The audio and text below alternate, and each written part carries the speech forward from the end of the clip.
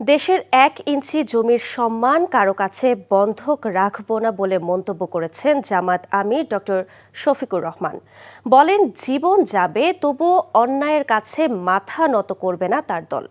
সকালে জুলাই আন্দোলনের প্রথম শহীদ আবু সাঈদের কবর জিয়ারত করতে এসে জামাত আমির বলেন, ন্যায় বিচার প্রতিষ্ঠায় জামায়াতে ইসলামী প্রতিজ্ঞাবদ্ধ। বলেন, আবু সাঈদের দেখানো বৈষম্যমুক্ত মানবিক রাষ্ট্র গঠন করবে তার দল।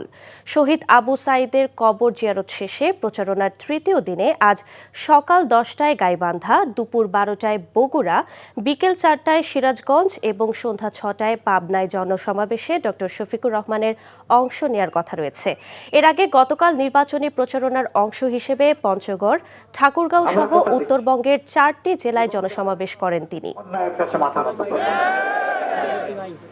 যেভাবে আবু সাঈদরা বুক পেতে দিয়েছিল, দেশের জন্য ওইভাবে বুক পেতে দিতে রাজি আছি, কিন্তু দেশের 1 ইঞ্চি জমির সম্মান কারো কাছে বন্ধক রাখবো না।